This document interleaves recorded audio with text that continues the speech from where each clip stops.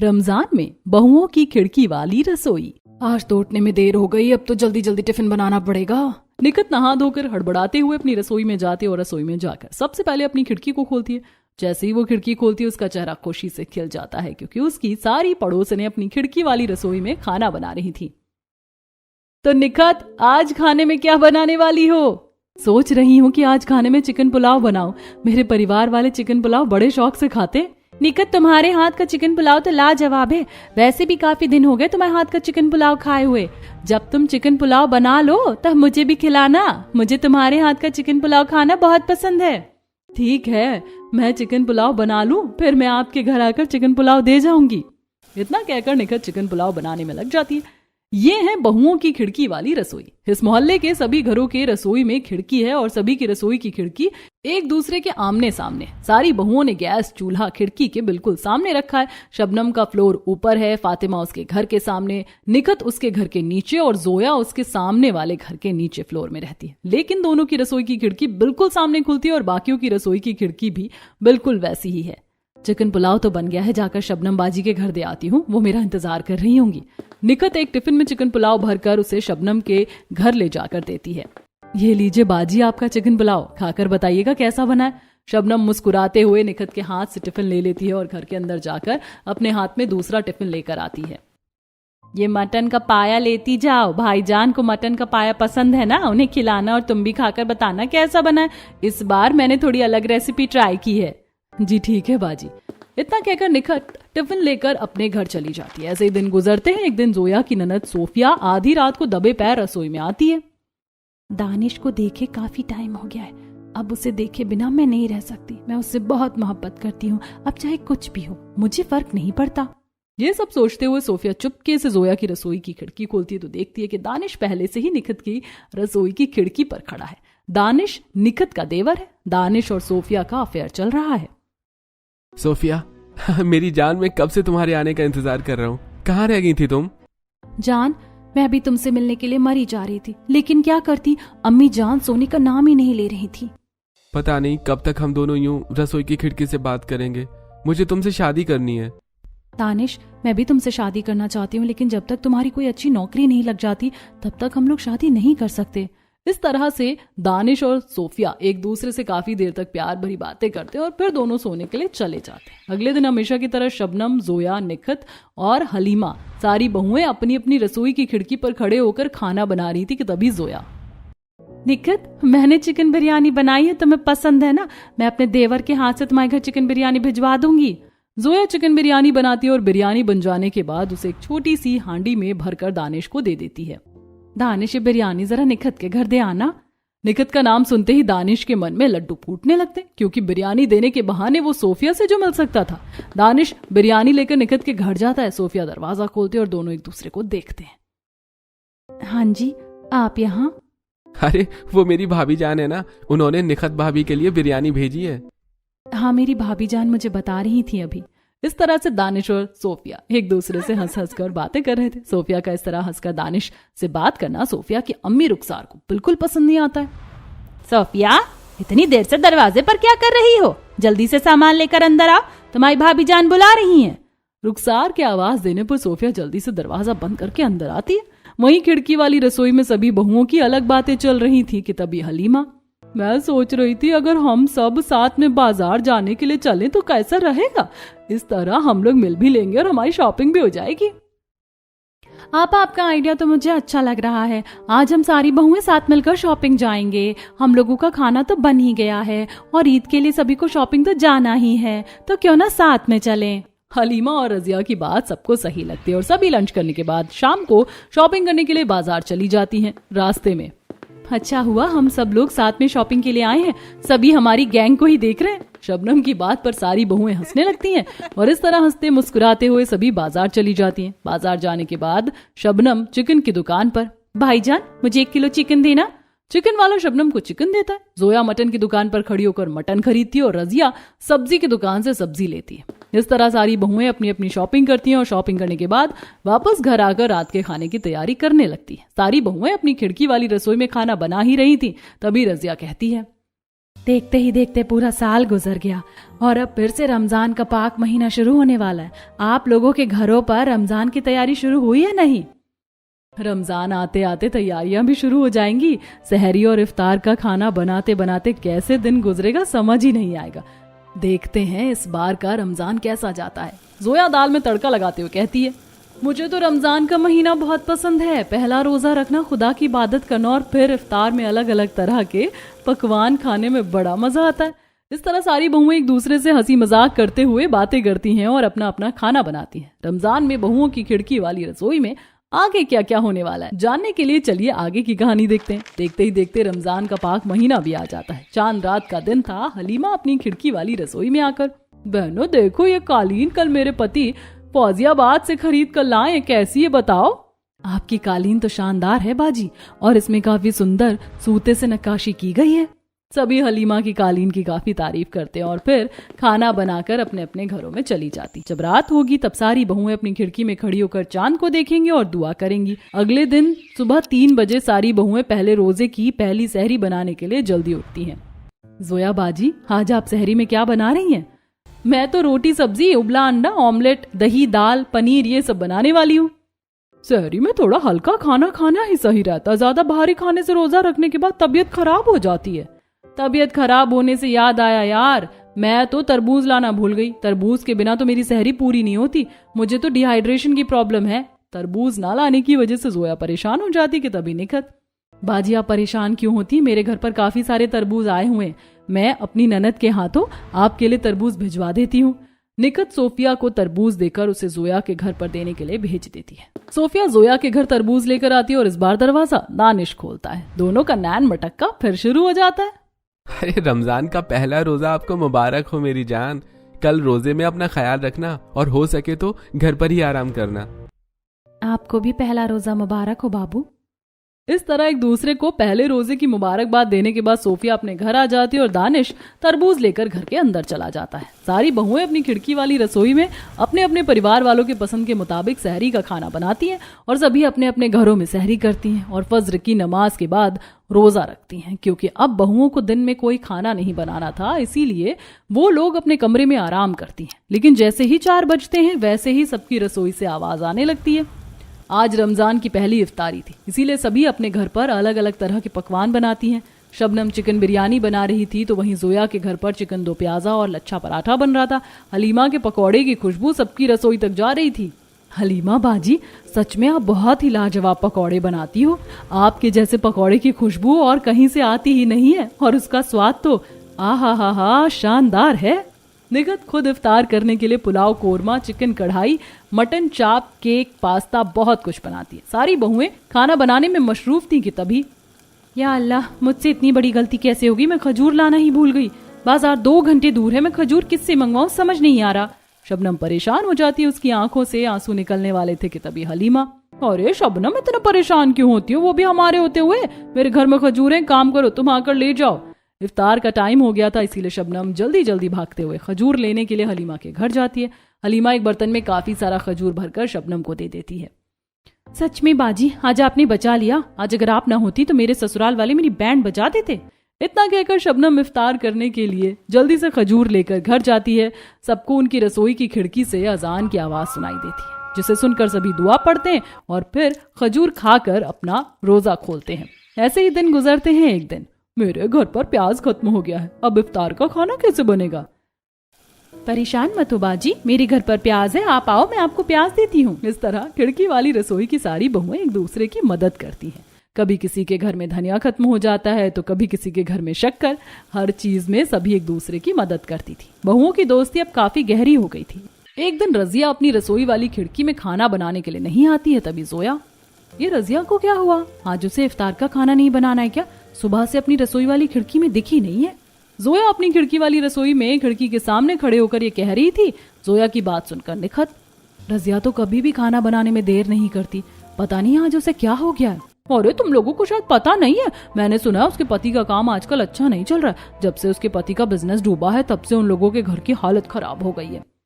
तो क्या आज रजिया इफ्तार भी नहीं करेगी? क्या पता उसके घर में राशन है भी या नहीं। ये हो सकता है वो सिर्फ खजूर खाकर अपना रोजा खोले। रजिया के बारे में जानने के बाद सारी बहुएं दुखी हो जाती हैं। तभी शबनम कहती है, क्यों ना हम लोग अपने घर का बना अच्छा अच्छा पकवान उसके घर लेकर जाएं। अगर हम सब उसके लिए कुछ ना कुछ लेकर जाएंगे तो ऐसे बहुत सारा खाना हो जाएगा और फिर रजिया का इफ्तार भी अच्छे से होगा। चलिए हम सब मिलकर आज रजिया का इफ्तार अच्छे से मनाते हैं। सभी को शबनम का आइडिया अच्छा लगता है, तो सभी खाना बनाने के बाद अपने अपने घर से रजिया के लिए पकवान को प्लेट में सजा कर लेकर जाती है। कोई चिकन बिरयानी लेकर जाती है तो कोई मटन बिरयानी, कोरमा, चिकन दो प्याजा, नान, रोटी, कबाब। किसी की प्लेट पकौड़े से भरी है तो किसी ने फलों को काटकर अच्छे से सजाया है। सच में शबनम बाजी का आइडिया अच्छा था। देखो कितना सारा खाना हो गया।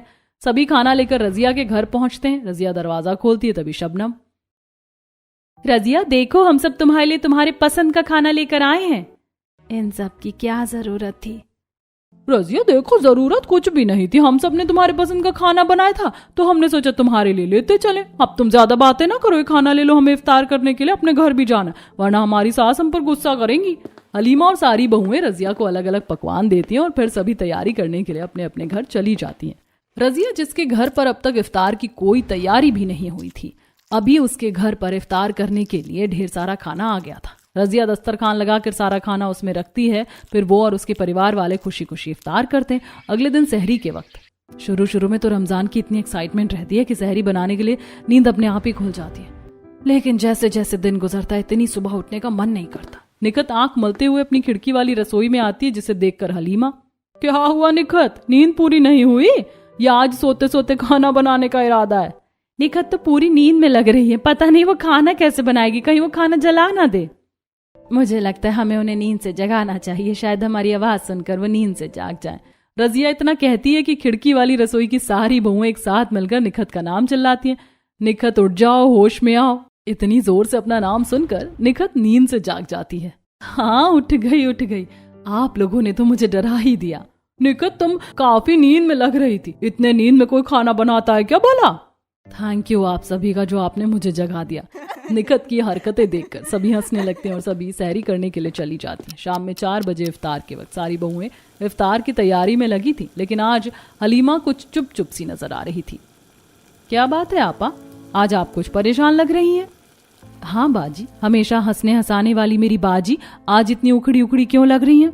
अब क्या बताऊं मैं तुम लोगों को, मेरी अम्मी की तबीयत ठीक नहीं है। डॉक्टर ने उन्हें कंप्लीट बेड रेस्ट के लिए कहा है। मैं अपनी अम्मी के पास जाकर उनकी देखभाल करना चाहती हूँ, लेकिन रमजान का टाइम है, हर दिन बहुत सारा खाना बनाना पड़ता है।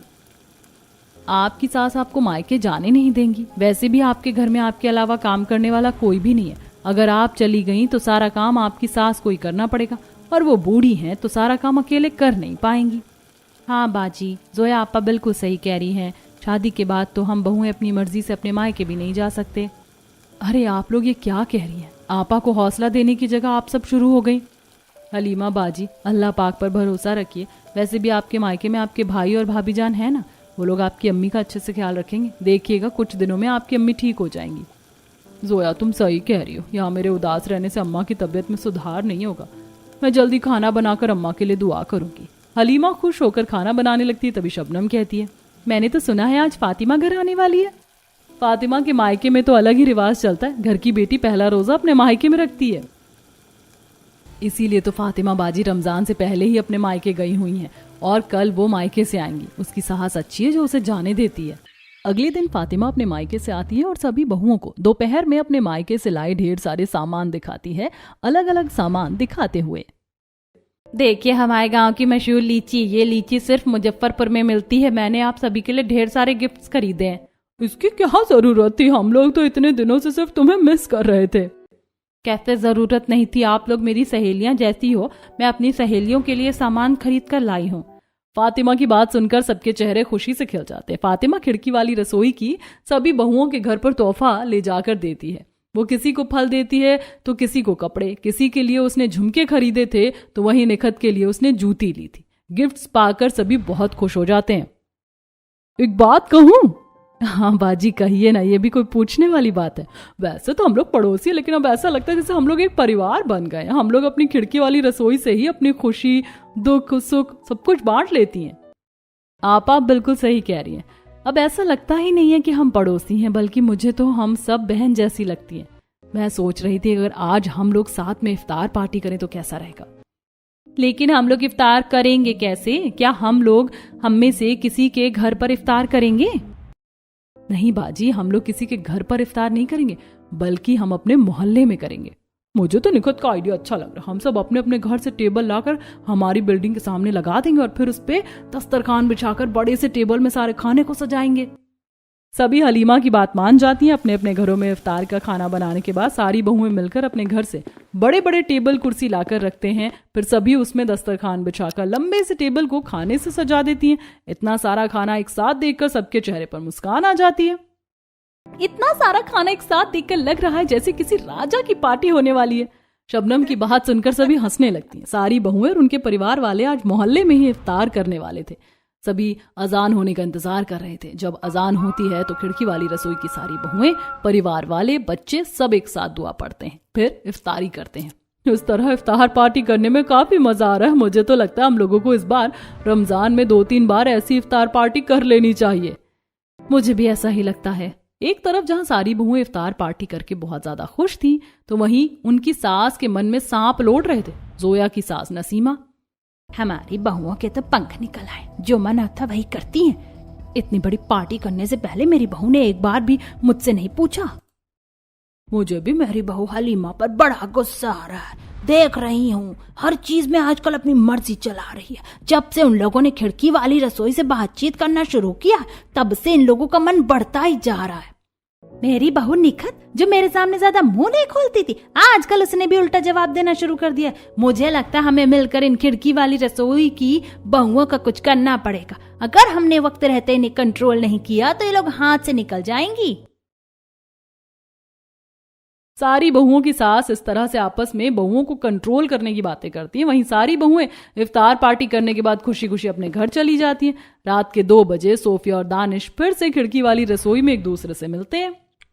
अरे जान, आज की इफ्तार पार्टी में तो तुम बला की खूबसूरत लग रही थी। मेरी नजर तो एक पल के लिए तुमसे नहीं हटी। दानिश की बात सुनकर सोफिया शर्मा जाती है और शर्माते हुए कहती है, आप भी अपने कुर्ते में कमाल के लग रहे थे। मैं तो चोरी चोरी आपको ही देख रही थी। मेरा कितना मन था आपसे बात करने का, लेकिन अम्मी जान के डर से हिम्मत नहीं हुई। जान, बस कुछ दिन और इंतजार कर लो। मैंने एक अच्छी कंपनी में इंटरव्यू दिया है। अगर उस कंपनी में मेरी नौकरी लग गई तो मैं अम्मी जान से हम दोनों के रिश्ते के बारे में जरूर बात करूंगा। सोफिया और दानिश एक दूसरे से बात करने में इतने खो जाते हैं कि उन्हें आसपास का कोई ध्यान ही नहीं रहता। फातिमा के घर पर फातिमा की सास परवीन रात में कुछ खाने के लिए उठती हैं और अपनी रसोई में खाना लेने के लिए जाती हैं तो देखती हैं कि सोफिया और दानिश लैला मजनू की तरह बातें कर रहे हैं।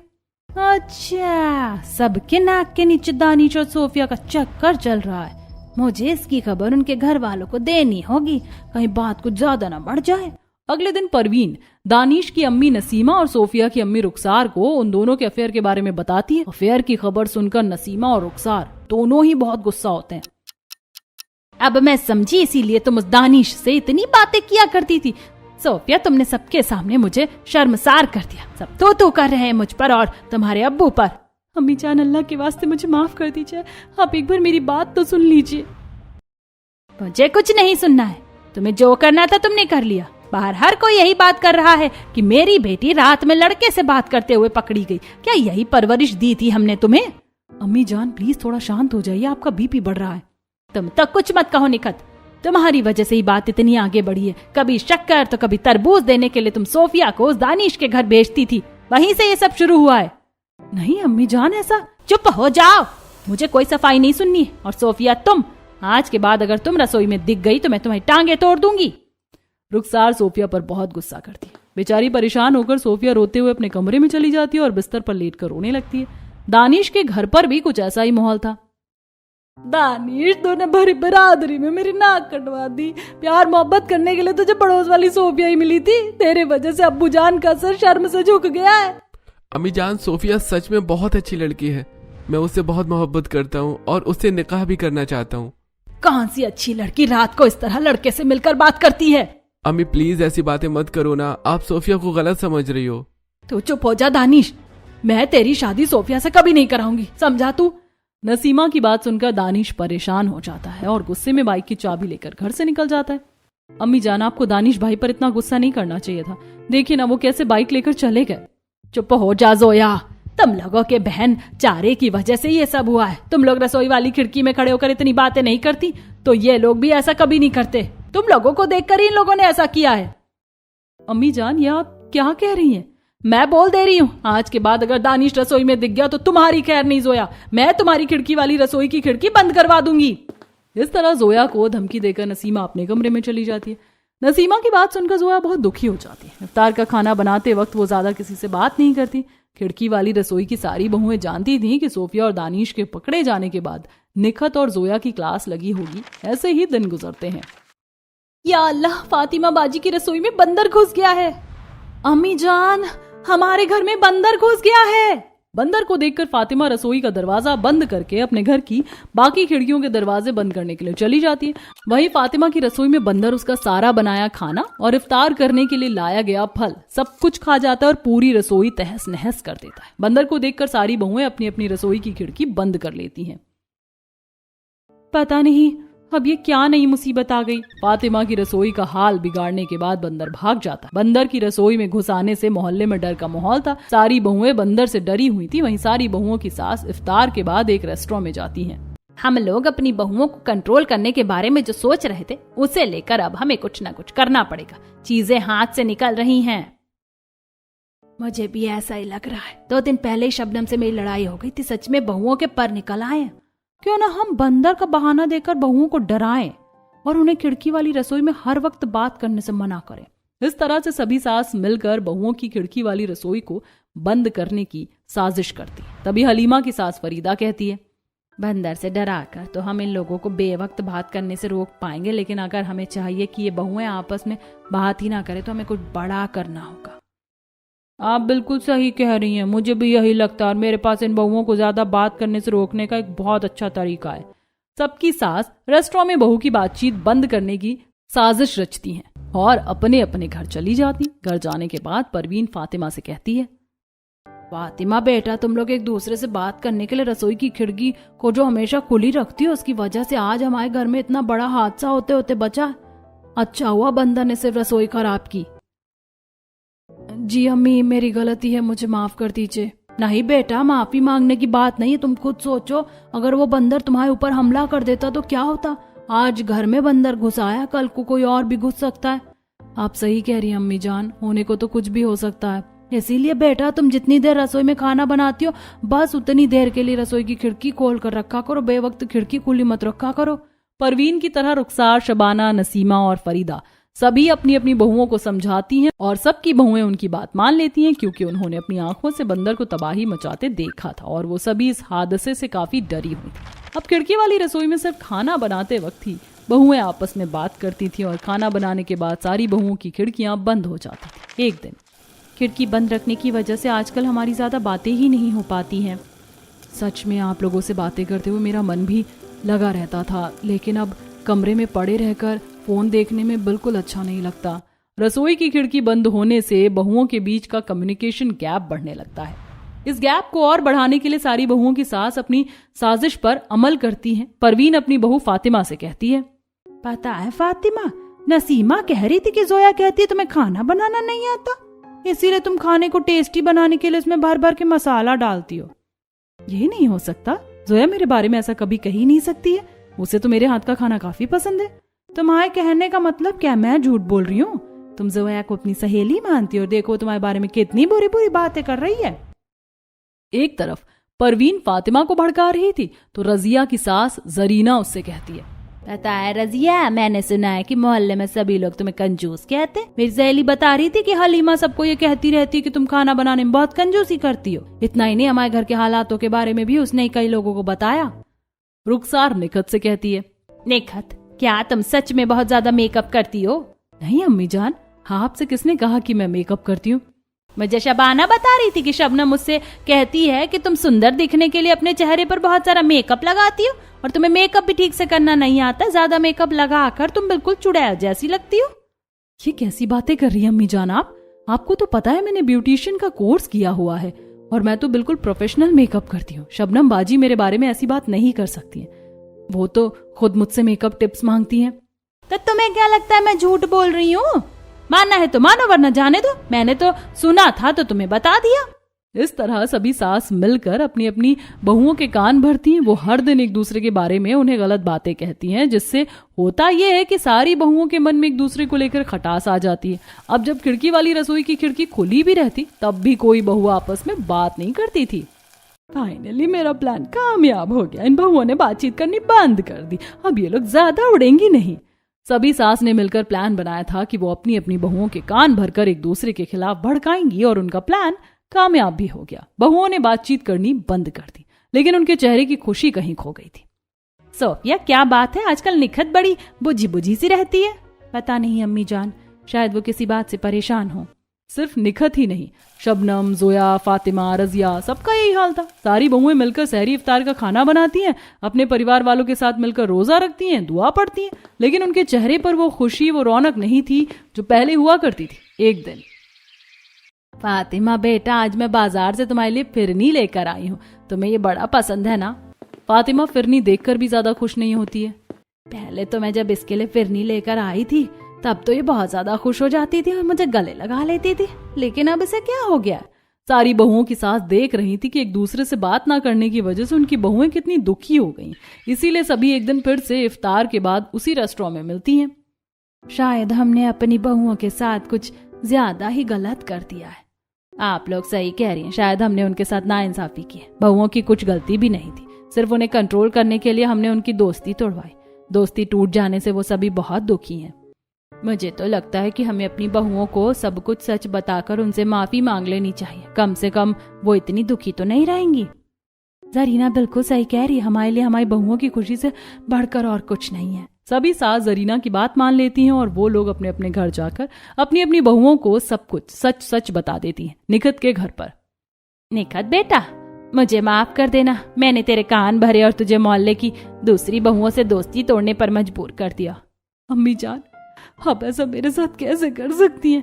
देख निखत, सिर्फ मैं ही नहीं बल्कि सारी बहुओं की सास नहीं चाहती थी कि उनकी बहुएं एक दूसरे से बात करें। वैसे भी तुम लोग हर चीज अपनी मर्जी से ही करने लगी थी। जब मन करता तुम लोग खाना भर भर कर दूसरों को दे देती, इफ्तार पार्टी करती। इसीलिए तुम लोगों को काबू में रखने के लिए हमें ऐसा करना पड़ा। अम्मी जान, अगर आपको मेरी कोई हरकत बुरी लगी थी तो आपको मुझे कहना चाहिए था। मुझे माफ कर दे, मुझे पता है हमने तुम लोगों के साथ गलत किया, लेकिन हम लोग तुम्हें उदास नहीं देख सकते हैं। अगर तुम बहुओं को एक दूसरे से बात करने में खुशी मिलती है तो तुम लोग अपनी खिड़की वाली रसोई में एक दूसरे से बातें करो, हमें इससे कोई दिक्कत नहीं है। नहीं अम्मी जान, आप मुझे माफ कर दीजिए। मुझे ऐसे खाना बना बना कर आए दिन सबको नहीं देना चाहिए था। मैं आगे से इन बातों को ध्यान में रखूंगी। सारी बहुएं समझ जाती हैं कि उनकी सास के साजिश रचने के पीछे की वजह बुरी नहीं थी, इसीलिए सभी बहुएं अपनी सास को माफ कर देती हैं। अब रसोई वाली खिड़की में सारी बहुएं फिर से एक दूसरे से बातें करने लगती हैं, लेकिन अब वो पहले की तरह आए दिन एक दूसरे के घर खाना नहीं देती हैं। ऐसे ही दिन गुजरते हैं। एक दिन, क्या हुआ सोफिया, मैं देख रही हूँ आजकल तुम खाना नहीं खा रही हो। मुझे खाना नहीं खाना, मुझे दानिश से बात करनी है। दानिश का भी वही हाल था। सोफिया और दानिश एक दूसरे से दूर होकर बहुत दुखी थे, इसीलिए जोया और निखत सोफिया और दानिश की मदद करती हैं और छुप छुप कर उन्हें बात करने के लिए फोन देती हैं। दानिश से बात करके सोफिया कुछ खाने के लिए रसोई में जाती है और खिड़की से दानिश की रसोई में देखती है कि नसीमा अपने सीने में हाथ रखकर अचानक से बेहोश हो गई। दानिश की अम्मी जान को क्या हो गया है? सोफिया जल्दी से दानिश के घर जाती है और सबको बताती है कि नसीमा को हार्ट अटैक आया है। दानिश और उसके अब्बू नसीमा को हॉस्पिटल लेकर जाते हैं। डॉक्टर नसीमा का इलाज करता है। अच्छा हुआ आप इन्हें सही वक्त पर ले आए, अगर थोड़ी सी भी देर होती तो इनकी जान जा सकती थी।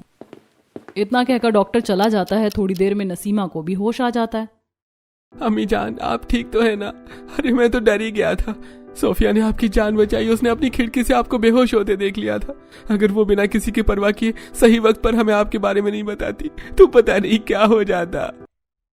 सोफिया, मेरी जान बचाने के लिए शुक्रिया। सच में तुम अच्छी बच्ची हो। मैं अपने बेटे की शादी तुमसे ही करवाऊंगी। देखते ही देखते रमजान का पाक महीना खत्म हो जाता है। फिर बड़े ही धूमधाम से दानिश और सोफिया की भी शादी हो जाती है। खिड़की वाली रसोई की सारी बहुएं इनके निकाह में शामिल होती हैं और सभी खुश होकर एक दूसरे से बातें करती हैं।